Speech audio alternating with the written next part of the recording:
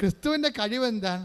നിനക്കും എനിക്കും മുമ്പേ അഗ്നിശോധന ചെയ്യപ്പെട്ടിട്ട് അതിലൂടെ അവൻ ഉത്ഥാനം ചെയ്തിട്ട് ഇന്നും നമ്മുടെ കൂടെ ജീവിച്ചുകൊണ്ട് നമ്മൾ അവനെ ദൈവമെന്ന് വിളിച്ച് യേശു കർത്താവെന്ന് ഏറ്റുപറഞ്ഞ് നദരം കൊണ്ട് ഏറ്റുപറയുമ്പോൾ ദൈവം അവനെ ഉയർപ്പിച്ചെന്ന് ഹൃദയത്തിൽ വിശ്വസിക്കുമ്പോൾ അവൻ നേടിയെടുത്ത കൃപ, രക്ഷ നമ്മൾക്ക് ഇന്നും പ്രാപിക്കാൻ കഴിയുന്നുണ്ട്. അപ്പോൾ അതുകൊണ്ട് തന്നെയാണ് ഈ വിശ്വാസം വിലവെപ്പിച്ചെടുക്കുക എന്നുള്ളത് നമ്മുടെ ആധ്യാത്മികമായ ഉത്തരവാദിത്തമാണ്.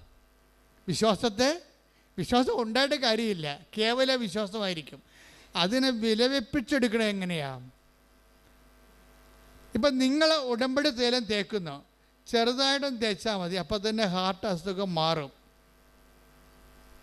പക്ഷേ എന്നോട് പറഞ്ഞിരിക്കണത് ഇപ്പം തേക്കണ്ടെന്നാണ് പറഞ്ഞിരിക്കണത്. എന്താ കാര്യം? നിൻ്റെ സഹനം ഇനിയും നീട്ടി തന്നിട്ടുണ്ട്. എനിക്ക് കിഡ്നിയുടെ അസുഖമുണ്ട്. പക്ഷേ ഞാനത് ബോധപൂർവ്വം എനിക്കറിയാം, എൻ്റെ അസുഖം മാറേണ്ട കാലം ചിലപ്പോൾ അറിയാം. അതുകൊണ്ട് തന്നെ നിങ്ങൾ ചെയ്യുമ്പോൾ നിങ്ങൾക്കതിൻ്റെ അനുഗ്രഹം ചിലപ്പോൾ സെക്കൻഡുകൾക്ക് കിട്ടും.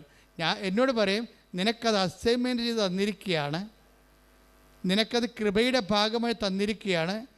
നീ കൈ ഉയർത്തുമ്പോൾ നിൻ്റെ ജനത്തിൻ്റെ മേൽ ഞാൻ അലിവ് തോന്നണമെന്നുണ്ടെങ്കിൽ നീ എൻ്റെ പീഡാസഹനം പങ്കെടുത്തതിൻ്റെ ക്രെഡിബിലിറ്റി നിൻ്റെ കയ്യിൽ ഉണ്ടാകണം. അതുകൊണ്ട് നിൻ്റെ സഹനങ്ങൾ ഇപ്പോഴെങ്കിലും ഞാൻ മാറ്റത്തില്ല. കാര്യം സഹനമാണ് ബലമെന്ന് പറയണത്, ക്രിസ്തുവിൻ്റെ ബലം. നമുക്കറിയാം കുഞ്ഞുങ്ങൾക്ക് എന്താ ബലം? കുഞ്ഞുങ്ങൾക്ക് ബലം കരച്ചിലാണ് ബലം. പക്ഷികൾക്ക് എന്താ ബലം? ആകാശമാണ് ബലം. അതുപോലെ തന്നെ മത്സ്യത്തിനെന്താ ബലം? ജലമാണ് ബലം.